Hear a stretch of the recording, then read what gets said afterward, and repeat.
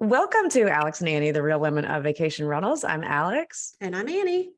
And we are joined today with Scott Bunce, who is the COO of Cabins for You. Scott, welcome to the show. Oh, it's great to be here with the two iconic ladies. So, yeah. We're very excited to have you, and thank you for saying yes when we asked. Yes, thank you very much. Yeah, we're excited to learn more about you and your involvement in the industry, and also about Cabins for You. I know you guys have some really cool, innovative things going on. But for our audience that isn't familiar with you, can you give a little bit of background on yourself? Sure. I've spent my entire career in the hospitality industry, kind of going in between hotels, resorts, and vacation rentals. A little bit about my past. I was a vice president of revenue management for Radisson Hotels in Europe. I was a vice president of sales and revenue management for Hilton International for Canada, Caribbean, South America. My first introduction to the vacation rental side, I was a vice president of sales and revenue management for Intra-West Destination Resorts. And at the time, they were the largest ski resort company in North America. And I went on to become vice president of the western part of the United States with Resort Quest. I guess I'm really dating myself here with I had my own company for close to 10 years, consulting both in vacation rentals as well as hotels and resorts. And I joined Cabins for You about 5 years ago. And I'm working for a family right now. The owners have kind of stepped back and let me run the show. And it's been a fantastic ride all the way around. Those are some huge names, the companies that you were with. I didn't realize that you were with Intra-West or Resort Quest, actually. So that's really interesting. Yeah, I am actually. I did sneak peek at your LinkedIn profile, and I was scrolling through, and it was like, see more, see more, see more. You have a really long history. But I think what's interesting is, so I live in the Panhandle, and obviously Intra-West and Resort Quest both been very much part of the Panhandle. So those were the two first companies that I knew about that were big and broad within vacation rentals. And when I went to Expedia, the last few years I was there, I managed the larger portfolio accounts on the key account level. And I dealt with Intra-West and both Resort Quest. And then obviously they went to Wyndham. But two very different companies, but very much similar space. So I'd love to hear, like, obviously that's how you got into this. What were your, when you first got it, because you were a traditional hotel guy, like when you first got into vacation rentals, did you think like, oh my God, these people are like, they have no idea what they're doing and I need to help them? Or did you find it to be really exciting? Yeah. So one of my first thoughts was running a hotel is child's play compared to vacation rentals. Yeah, that's a good point. With every owner, it's a different relationship. When you're dealing with a hotel, you might have one owner, there might be a consortium of owners, but you're running a vacation rental management company. You've got every owner on the planet thinking they know better. Yeah. But some of the similarities is in distribution. God, I remember 25, 30 years ago dealing with OTAs. And you really, wow. Oh yeah, that's incredible. Yeah, that's where the OTAs really came on board, and great parity is there not, and are the OTAs going to take over or are they not? It's the same discussion that we have with vacation rentals. So part of it's very different, and part of it is just the same. Yeah. I'm glad you said that about the owners. I always tell people when I went to Expedia, again, had been hotels, moved into vacation rentals.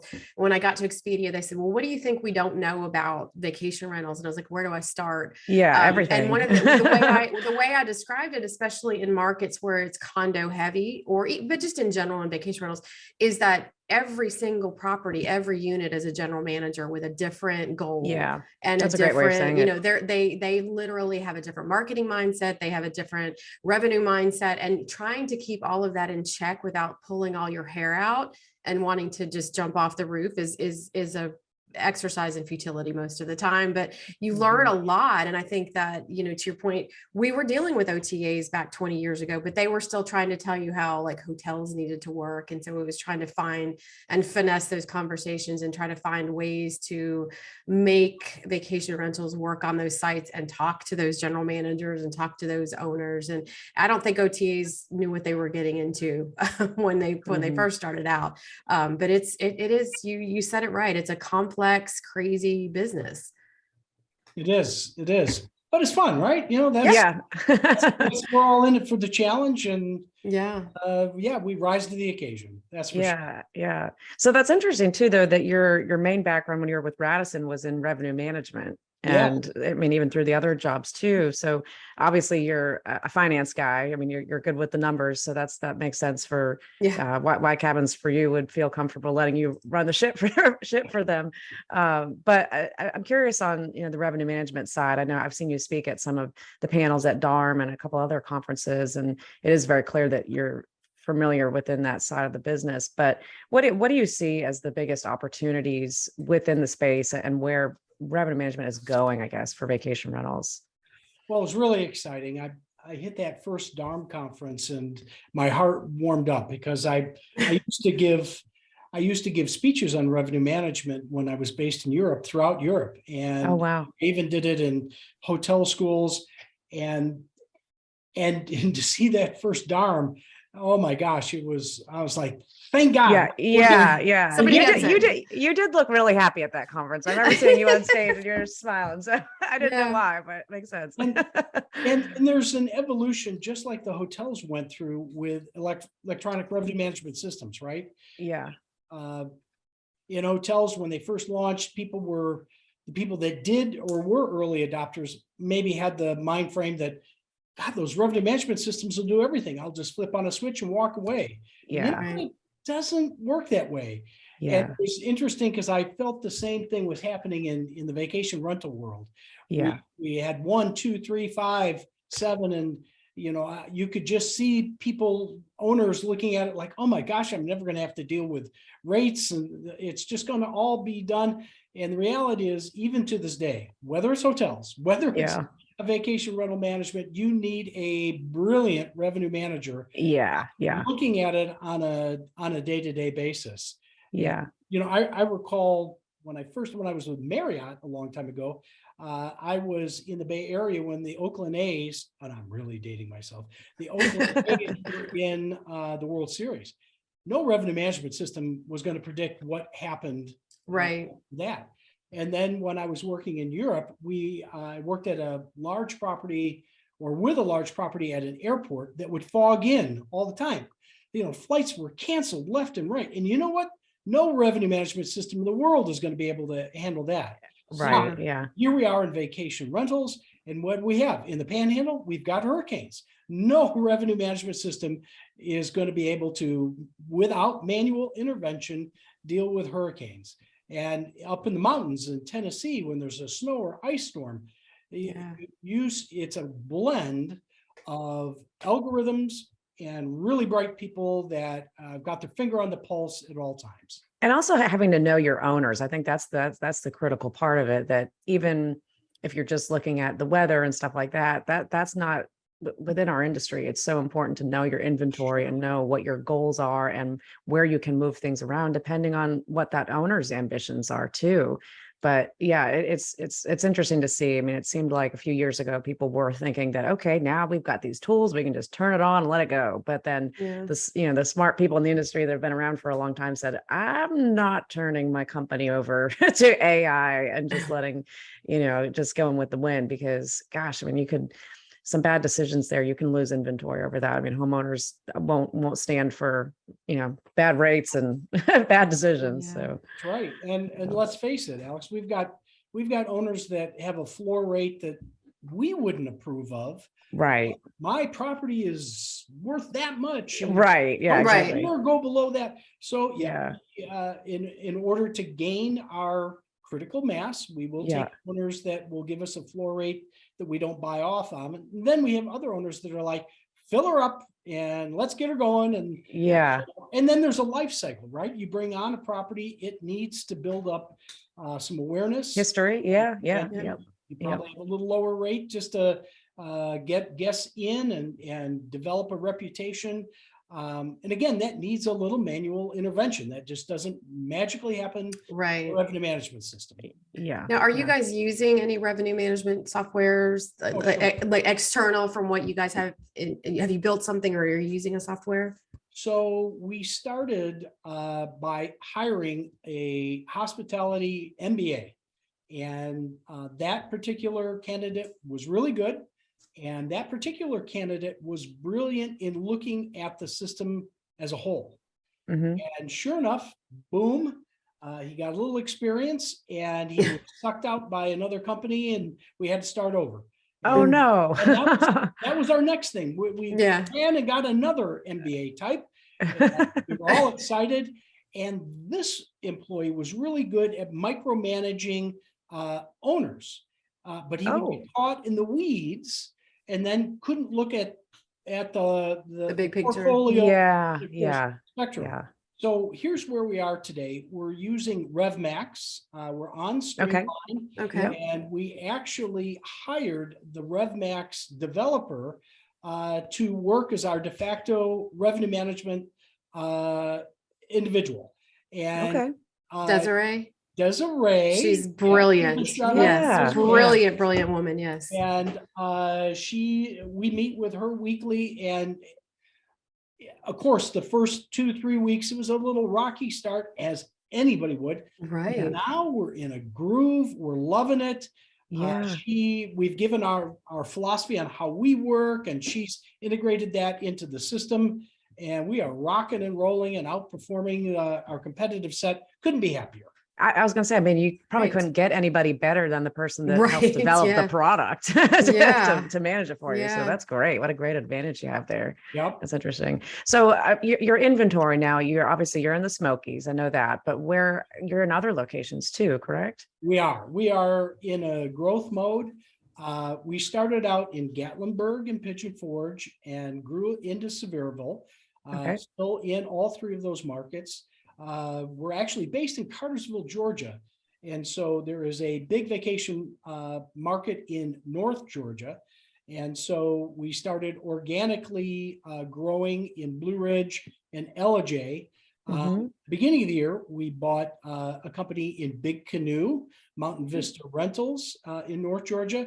And we bought Blue Ridge Vacation also in North Georgia. So now North Georgia is taken off and it is full-fledged.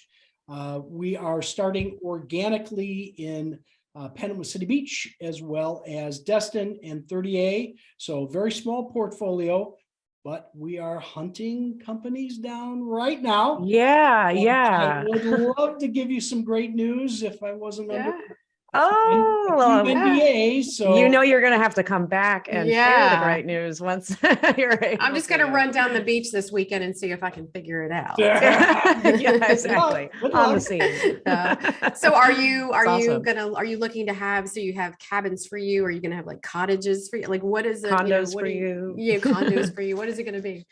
We're in the process of rebranding because we've recognized that Cabins for You can't be the name for Right. Yeah. traditional vacation homes, beach homes, condos, blah, blah, Right. blah. Could CFY is the acronym for Cabins for You also work for Condos for You? It can, but we've got homes that we manage.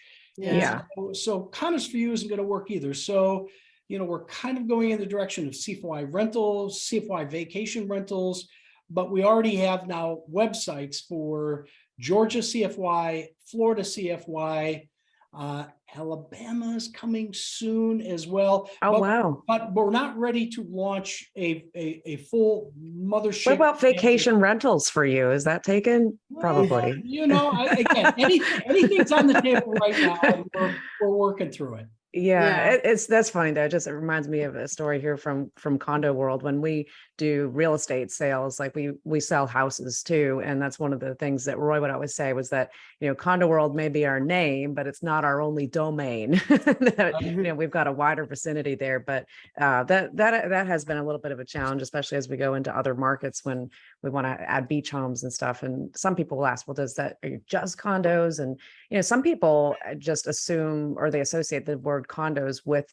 overall vacation rentals. So people, when they're talking about beach homes, they could say condo, but they actually mean a beach home. So the way that we call all of our inventory can sometimes be complex, and especially now that you add in short-term rentals, STR, as another Yeah. alternative. We get so many questions on that of people asking, is a vacation rental a short-term rental? Is a short-term rental a vacation rental? I think the best way, Annie, that we've figured out how to say it is that all vacation rentals are short-term Or short rentals, term. but not all short-term rentals are vacation rentals. I feel like it's like a riddle Very here or true. something, but Yeah. uh, Yeah, not to mention snowbirds in Florida and Oh oh yeah. Yeah. yeah, they've yeah, had it for a exactly. couple of Yeah. months. It's Yeah, Yeah. yeah, yeah, So yeah. then that becomes like midterm rentals, Yeah, long-term monthly rentals. Like rentals. what Yeah, do you yeah, monthly rentals? exactly. Like Got a lot of there's just different too many, rental names and terminologies out acronyms. there. Yeah. Yeah, yeah, interesting. So I've got a question, Scott. We actually, the first time that I really got to talk with you was back earlier this year. We went to Vegas and we were both on a panel at the GNEX conference that Amy Highnote asked us to go out there. It was you, me, Ryan Dame, Lino Maldonado, and who was the last gentleman? John, I can't remember his last name, but we had a great panel, and it was about the convergence of vacation rentals and timeshare vacation clubs, and is there a way to work together? And I think that's a really interesting discussion, and one that we are just really trying to learn as much as we can about it. But you work with some timeshares in your market. So can you tell us a little bit about how you've done that and the success that you've had? funny enough, my first experience was in a hotel, and we were accepting the guests of timeshare while they were coming to take a tour of the timeshare. This was down in Fort Myers, Florida, so long ago, I don't even want to tell you when. And so when the opportunity came around this time, it was easier for me to make the leap of faith that this is a great partnership. Yeah. So yes, in Tennessee, we do have a partner, and we are booking, some nights it could be 15, 20 nights, and it's a little less on high demand periods. So it comes down back to a revenue management exercise. You can have flexible pricing, weekday, weekend. You can have blocks that fill up, so you can be a preferred partner on a year-round basis. You can do a free sale, so you can let as many in if you don't think that you're going to sell out, and adjust the rates for holidays. And it's a great partnership for us, and we're really excited to be on the leading edge of that. And so, yeah, it's again another revenue management exercise, another good Yeah. partnership. We consider it almost like another OTA for us. Yeah. Yeah. That makes It's sense. another That makes channel sense. that, if it's managed right, you're Yeah. going to make some money, and you'll Yeah. introduce a whole bunch of people to your product that probably hadn't thought about your product before. Yeah. Yeah. Yeah. The crossover between timeshare and vacation rentals, to me, Alex and I've had this conversation multiple times because, again, Panama City Beach, we have some of it here. But when I was at Expedia, I worked with the Wyndham Ownership Group and Diamond and Westgate. So they just operated, just like a vacation rental or a hotel. It never occurred to me that there would be this much pushback about the two industries being so far apart and not having any synergies to be able to work together. But talking with someone like yourself, we talked to Lino Maldonado, obviously Lino with, when he was at Wyndham, did a lot of Resort Quest Wyndham, did a lot of things with their ownership group too. And I just think that that's like, there's such a big pie out there for everybody to grab a piece of it. It's like, we just need to communicate. And so, it's just, I wonder, how do we break down those barriers to get everybody understanding that we can all I think benefit from it? Lena had a great story about how they did it within Wyndham, and it made a lot of sense within Wyndham because obviously the business had a timeshare side and a vacation rental side, but they really optimized that relationship. And I think when they set that up in the Panhandle, they were getting ready to roll that out nationwide, and that's when Wyndham got bought. So I mean, things changed there pretty quickly, but as far as the way that we look at it is, there's so much demand coming into the market. Timeshare does a great job of marketing and getting people here. And the majority of people, I mean, the percentages of people that actually buy, I mean, it's a small, I think it's 20% of the tours that they take through that actually purchase. So, to that effect, if you're able to fill rooms with the people that are not buying, they could come back and potentially be your repeat guests. So I think it's more about, I think there's bad stigma just in everybody's minds of what timeshare is and some of the bad things about it. But there are good timeshare companies out there that deliver a good product, and it makes sense for people the way that they're set up. But you have to kind of take off those blinders and be a little bit more open, because it's unbelievable amount of money that goes through the timeshare industry. I mean, they smoke vacation rentals. Yeah. So figuring out a way to work together, I think, just makes a lot of sense. Yeah, it does. It does. Yep. It is interesting because there was a post on LinkedIn that I was a part of this morning, and talking about Vegas. Vegas is looking to put a lot of regulations on vacation rentals. And I said, this is where an opportunity for me, where I think that vacation rentals like VRMA and the American Hotel Lodging Association needs to come together and have a conversation. Because if you look at the Strip and the amount of, again, they're vacation rentals technically, but timeshare that's popped up on the Strip, they understand that the consumer is looking for that type of product. So the hotel segment of business is not tone deaf. They just don't want it to not be part of their, I guess their banking, their money pool. But the consumer wants it. Like, just give them what they want and let the consumer decide. It's like what they say, the free market will decide what they want. And I'm just really puzzled at, again, the hotels saying that vacation rentals are not part of it, but they're trying to get in the space and they want to push it out. And there's just so many things at play here. It's an interesting industry in right now. Yeah, for sure. So tell us a little bit about, within your markets, what are the things that you're seeing? What are some of the biggest challenges that you face within Smokies and North Carolina? I imagine it's probably the same types of challenges that we all face, but what's going on up there?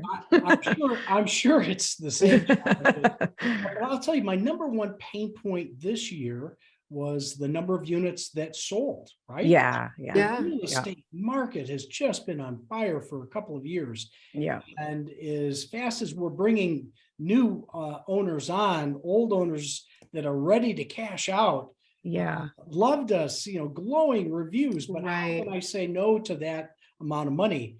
Yeah. Hats off to our business development team and owner reps that have really stepped it up with, with that, keeping those relationships, with rising to the fact that we're going to need inventory to replace outgoing inventory. By far, that's the number one pain point.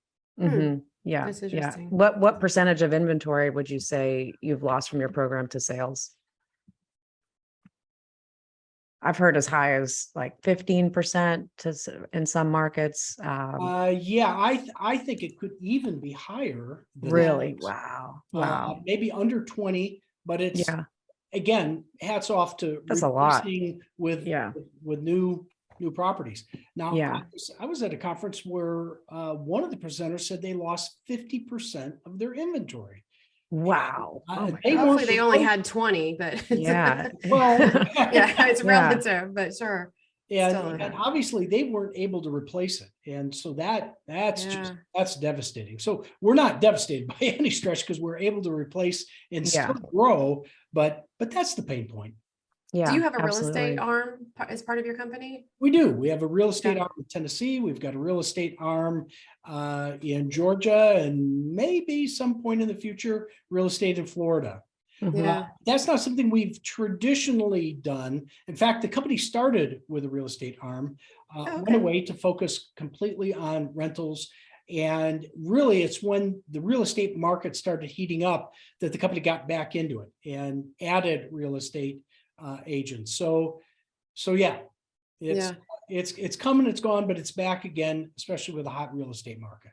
Yeah, absolutely. And I think we're in such a unique time too, that we've had highs and lows, and we don't really know what we're going into for 2023, but Yeah, I think anything that we see is showing us that the demand's gonna slow down a bit, and especially if the economy keeps going the way that it is. But how is your team preparing for 2023? Is there anything that you're doing now, or things that you're seeing? Well, we've experimented with a lot of growth opportunities. But for us right now, we're back into acquisition mode. Mhm. So when you think about it, in 2022, the values of companies were so high because of the trailing 12-month Right. Yeah, that yeah, buying something, knowing that we were at, and not everybody knew, but knowing that we were at an artificially high point of valuation, mhm, it's now come and gone. And yep, we're actually putting the pedal to the metal because season is coming to an end in Tennessee. It's coming to an end in Georgia. It's coming to an end in the Panhandle of Florida. Owners recognize that the trailing 12 months might be closer to above 19, near 20, but nowhere near Yeah. 21. Nowhere. No, mhm, yeah. yeah, And yeah, so I don't want to say deals, but opportunities are coming. I think owners of vacation rental companies have yeah, been burned out riding that wave. I mean, Yeah. we were like anybody else. COVID hit, we lowered our staffing levels, and yeah, we tried to make it. And we were lucky enough that it took about 8 weeks after it really kicked off, and then demand bounced right back in Tennessee, and yeah, we couldn't staff up fast enough. And so I think there's a bit of a whiplash that owners of vacation rental companies have gone through, and now they're coming out the other end, and it's going down, and they're like, "Can we survive?" Well, I don't Yeah. know. They can definitely survive, but it's not like they thought it might be as they were in last year. That's for sure. yeah, Yeah, they're exhausted. I mean, that's yeah, the overarching thing that we hear. People are just mhm, flat out exhausted. But to your point, we've had a lot of conversations with groups about, the valuations that were put out there on these companies. They were a little inflated, but also the focus on um, you know how the performance for an organization was overall. Was it healthy?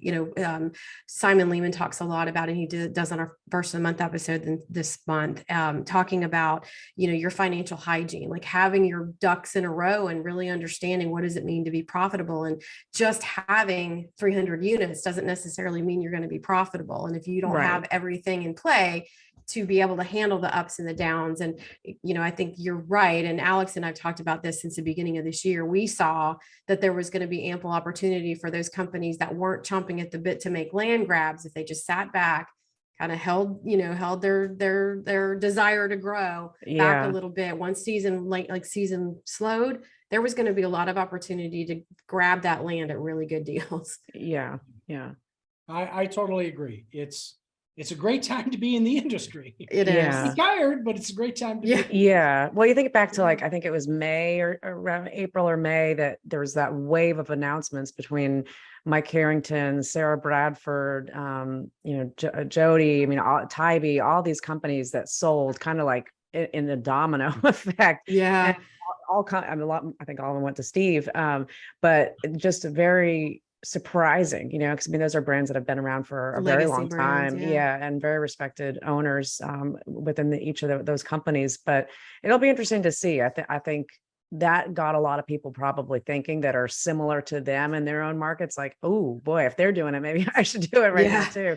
But then it got quiet. We haven't heard of any recent acquisitions, or I haven't at least. So we'll see what happens as we move into the rest of the year. But I think there's still a lot of people out there, yourself included, Scott, obviously, that are trying to find those deals and pick up inventory, because that's the name of the game right now. But how do you, I mean, managing in different markets, that's obviously a big topic and a challenge. And a lot of companies have tried it, but have not done it well. So talk about that a little bit. How has that experience been once you moved outside of like the region, I guess, from like the Smokies and then now North Carolina or Georgia, I'm sorry.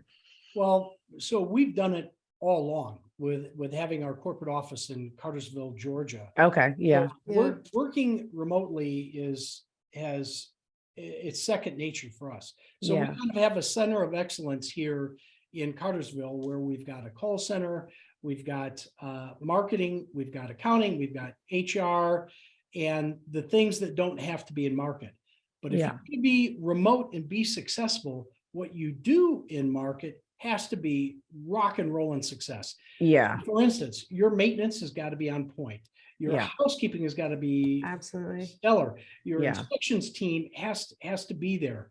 Yeah. Your owner reps, the people that when owners come to town, they want to see a live face, a live body. They want to talk to them live on, in their living room. They have to be on point. They don't really need the rest of that center of excellence locally, but Right. people or the departments I've just talked about, man, they've got to be all over it. So that's Yeah. the key to success. And I think just having the accountability for the people that oversee those departments in the local markets, that's probably the most important part of it. Because I mean, what I do in marketing and the team that I manage, actually, several of them are remote. If I wasn't physically in this office, it wouldn't matter to our guest experience or anything like that. I don't interact with the guests. So I feel like you have a big advantage of having been remote prior to COVID, but I feel like, we're kind of already, we're already remote a little bit as a marketing department here. So it makes sense, but just that accountability of your local team to make sure that they're doing what you would want if you were there. And that's gotta be high priority, I would think. And I do spend a lot of time traveling, right? I Yeah. try to get to the markets as much as I can. Yeah. And having that face time with the employees is so important. I can see you you'd be a great candidate for undercover boss. Yeah. That's true. That's true. Well, shave your head and have you go into a Get him a market long and black wig and shopper. put Yeah. him in maintenance. It would be a good So episode. let me ask you a question on that. One of the things we talked, actually, Steve Milo, we talked to him about it, was my experience in the Panhandle when some of the companies came in and bought some other companies. And there was a very large one that everybody knows that came in and bought a lot of the companies, but the companies that they bought had very distinct brands and very distinct styles in their marketing, and they were known for it. And when they became part of this larger behemoth company, all of that went away. And we lost in the market, we lost a leader, we lost the teams that were leading, we lost that personality that went along with the organization. So Steve talked about initially kind of he was doing where they was branding things under the V-Trips brand, but then he realized, well, like, wait a minute, each of these have a different style with, their employees. And again, the markets know them, the locals know them. What do you see as you guys grow? Is it going to be something where you're going to retain all the staff and try to retain, again, the local aspect of the operations, the economies of scale that you can run out of your center for excellence, that makes perfect sense. But the local flavor of it, is that something that you foresee you'll keep or so blend it? Again, I lived through the Resort Quest years, and that's a prime example. The owner was Gaylord Hospitality. They were running big boxes of the 3,000 units or something ridiculous like that, and they tried to apply that to the local companies, and what a mess, right? So luckily I was on their dime when I learned that lesson. A lot of lessons learned during those days. Exactly. And so I've been part of a process of acquiring 3 companies, Chalet Village, Mountain Vista Rentals, and a Blue Ridge Vacation.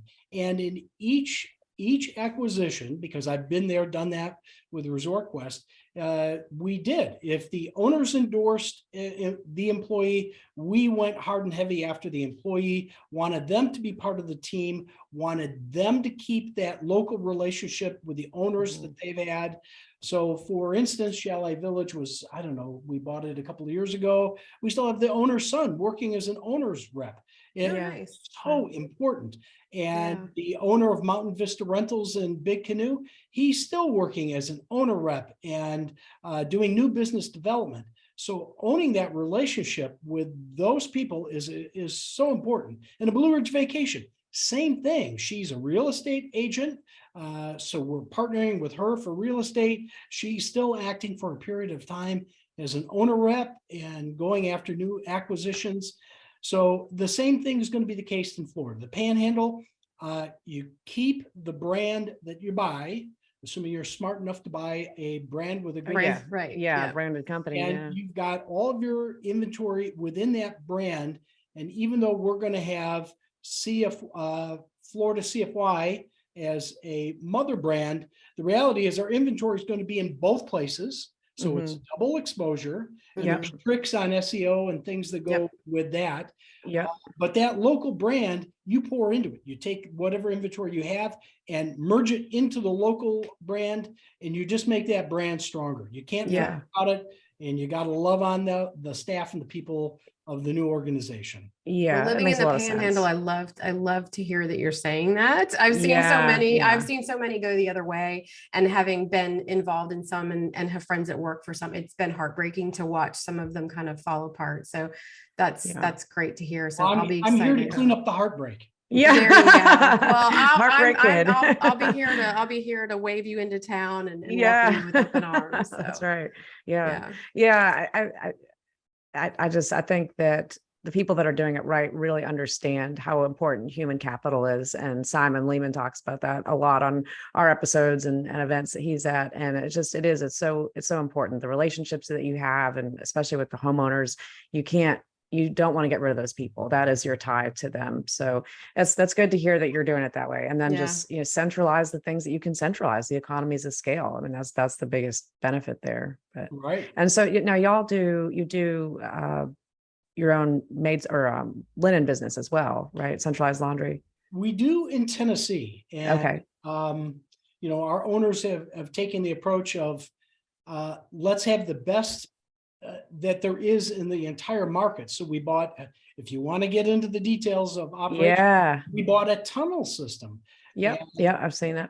Tunnel systems are crazy in how efficient they are. Yeah. And so not only are we doing our own laundry, we have become a commercial laundry business and doing other vacation rentals, other hotels, and it's a business unto itself. So the better we do by expanding our the number of clients that we have and poundage that we do, less that it's going to come back to us for cost of cleaning our own linen. Right. It's a brilliant move. It's a brilliant move. Now, absolutely. Very smart. You got to get to a certain size before we dive in. Yeah, exactly. It doesn't work if you're doing it for 30 units. We're going to have a commercial laundry business in Georgia, and it'll be a long time before we have a commercial laundry business in the Panhandle.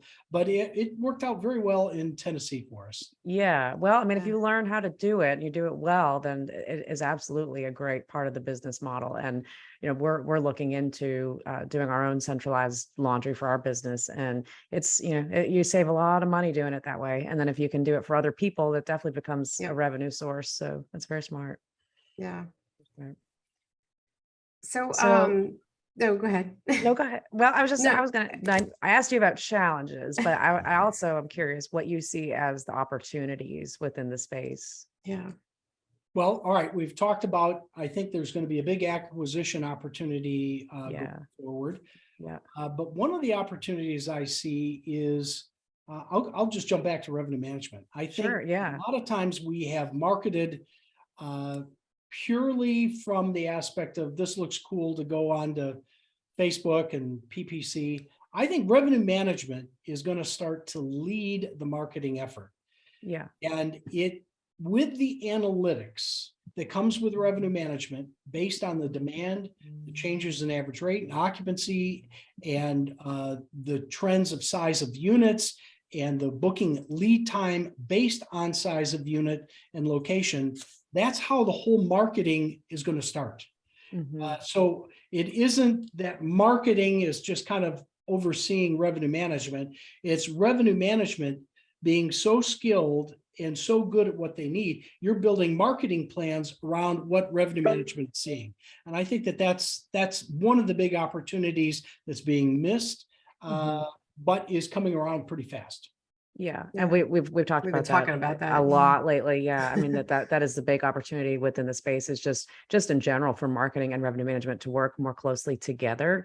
Yes. And I think we're getting to that point as an industry, and conferences like DARM, the Data and Revenue Management event we just went to, that's the breeding ground for those conversations to get started. But I know for us, I mean, marketing, that's always a conversation, is marketing is supposed to create the demand, right?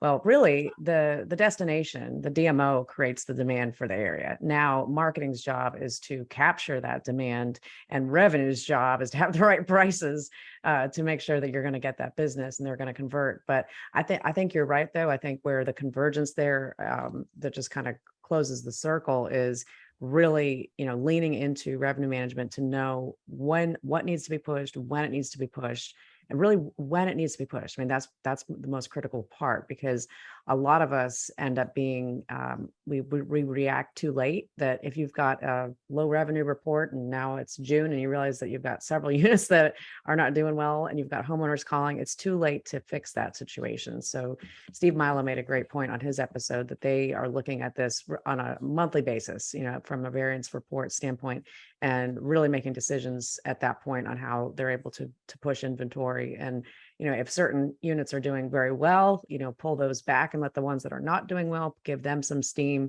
And just how you integrate that, I think, within the website is most important to give them more exposure. So that's what we've found so far. Absolutely. I'm in key data every day of the week. And yeah, watching the trends. While we've got weekly revenue management meetings, I pace the floor. Yeah. Oh, I'm sure. Yeah. Try to look at the data and have my opinions on where the team should go before I even get to the meeting. Yeah. So I did want to ask you a question because of your experience where you came from hotels and you've been in the industry, again, quite a number of years and seeing kind of the ebb and flow of distribution. What is your thought? There's two schools of thought. There's get out on as many channels as you can get on because it's exposure. And then there's the, gosh, don't be beholden. Don't put your stuff out there. All you want is direct. But I feel like there has to be a blend. I mean, my experience has always been that there's a blend and you have to have mindful distribution, which goes back to having your marketing and your revenue management teams in sync and talking all the time. But what are your thoughts on distribution and kind of where it's going? There's a lot of new channels that came out about, through COVID and are opening up little new funnels of opportunity for people. So what is your company's organization? What are you guys doing distribution wise? Well, let me take a step back. All right. We can get into some minutia here, but I'm going to have the pleasure of being on a panel at VRMA. Oh, you're teasing us. And Steve Milo. So Steve and I will be shoulder to shoulder, and we're going to talk distribution, OTAs, and it's a master class. But yes, I'll give you the short answer here, and then you can come see me. And love it. Steve, he's full of rainbows and sunshine. Unicorns. Unicorns, unicorns. Yeah, exactly. So, we use OTAs and distribution. I've already told you about the uniqueness of doing it with a timeshare industry, but like most companies, we want to get as many direct bookings as we can. So the basics are, we'll let OTAs book business, and then we're going to own those customers, right? We are going to remarket to them. We're going to tell them that you're going to get a better rate going directly. And we hold our guns in mature markets. So our most mature market is Tennessee. We do 85% of business direct without OTAs in Tennessee. Wow. Good. Now, our mid-sized market is in North Georgia, where we have more of a blend of OTAs, and we're just starting out in Florida, where we're very OTA driven. So it's not one size fits by any stretch of the imagination. And it's how you do it from A to Z to what's your strategy, what's your price point, how do you remarket, and that's the secret sauce. And more to come at Verma. Okay, awesome. Nice tease there. I love that. Yeah. And I think, knowing that just because your strategy is one way in a market right now, knowing that doesn't necessarily mean it's going to be that way in a year from now, because in the markets that you are more heavily beholden to the OTAs, I'm sure the goal, of course, is to get more history there. Just like you said, even with new units to the program, build up that history, and then you can start making some more strategic decisions. But it's I remember the very first conference that I went to actually was in Destin. It was one of Amy's Viera Mintel events in 2016. And I remember I missed the opening, but when I went into the first session, it was straight OTA bashing, and this is, I don't feel like we all bash OTAs quite as bad as we did for a while there. Like it was definitely a trend thing. I don't know. I worked at an OTA. I felt it.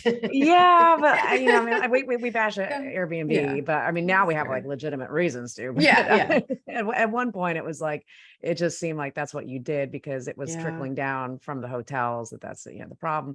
But I think the people that are doing it right, they are leveraging the OTAs. They are knowing how to strategically use them, and like you said, just bringing those guests back. So if somebody is coming to stay with you, and there's somebody that travels all over the place, and they don't always go back to the same destination, you're not going to get them back. So just being understanding the fact that you still need the booking in most cases. So just having the right mindset on it is where smart operators need to be, and I think you guys obviously do. Yeah. So think about it this way. When it comes to OTAs and partnerships, let's take Verma as an example. Mm-hmm. I have a loyalty to an airline that has gone back for years and years and years, and I want the points, and I booked that airline to get to Verma. And then when it came to the hotel, and when it came to the hotel, if those of you who haven't signed up for Verma, if you don't know, the host hotel is sold out. And so what did I do? I went on an OTA to book my hotel. So that's a combination of a trip that was non-OTA and OTA in one trip, right? Yeah, exactly. So there's always room for strategic use of OTAs, and then you can choose not to do it as it relates to where you've got that loyalty. And thank God for the airline that's got my loyalty. You're welcome. Yeah. It just speaks to the consumer is going to do what they're going to do. And you just have to be out there in front of them, regardless if it's direct or it's OTA, just make sure you're available to them. And I think there's a huge opportunity for somebody who is in multiple markets to come in and really put together a great loyalty program. We talked about that last week on Terry White's episode, but I think there's a lot of opportunity there, and I haven't seen anybody really in our space that's doing that well. So maybe that could be you guys. Yeah. Awesome. Well, Scott, thank you so much for being here with us today. This has been a great conversation and just awesome to learn more about you and the business, and very excited to see you on stage in Vegas. It sounds like that's going to be a good panel. So what day is that? Do you know? Okay. I'm honest. I'm not quite sure what day it is. Okay. We'll find out. We'll find out. Key will get me all lined up and we'll be good there. And didn't Alex, see that somebody is interested in running for a board position for? I put my hat in the ring. My vote is there. Thank you. There you go. Let's make sure we get this out right away. I was gonna say, I didn't even ask you to say that. I appreciate that, Scott. But I'm very excited about it, and hopefully it will come to fruition. I know it's a tight race. There's only 2 spots, so we'll see. But this past year has just been eye-opening to me, and a lot of that is because of the podcast and the conversations that Annie and I have, and just learning where the pain points are, and seeing the struggles from the advocacy standpoint. I think the industry is just in a position that we really need a strong branding and communication standpoint on what professionally managed vacation rentals are. What is our value proposition? Because even just saying it as professionally managed vacation rentals, that's a difficult way to explain it to somebody that doesn't know what the difference is between Airbnb versus what we do. So I think really peeling back the onion, I think we've got to go back to the drawing board on how we present ourselves. And I think that's really where my strong suit is from marketing and branding standpoint. So I think I would bring something good to the table with it, but we shall see. We shall see. But thank you very much. Oh, you're more than welcome. Yeah. More than awesome. welcome. Well, Scott, if anybody wants to get in touch with you, what's the best way for them to contact you? Well, anybody can reach out at sbunce@cabinsforyou.com, and Bunce is BUNCE. Awesome. We will put that in the show notes. And if anyone wants to contact Annie and I, you can go to alexandanniepodcast.com. Annie, have I left anything out? No, Scott, this was great. And I cannot wait to hear who you bought in the Panhandle. Yes, yeah, that's Let us right. know. We want to break the news. It's Alex and Yeah. Amy News Network. Yeah, exactly. We're becoming a news network, it seems like. Thank you, Awesome. Scott. Well, We appreciate you. yeah, thank you. And thank you everybody for tuning in. We will talk to you next time. Thanks, ladies. Bye. Bye.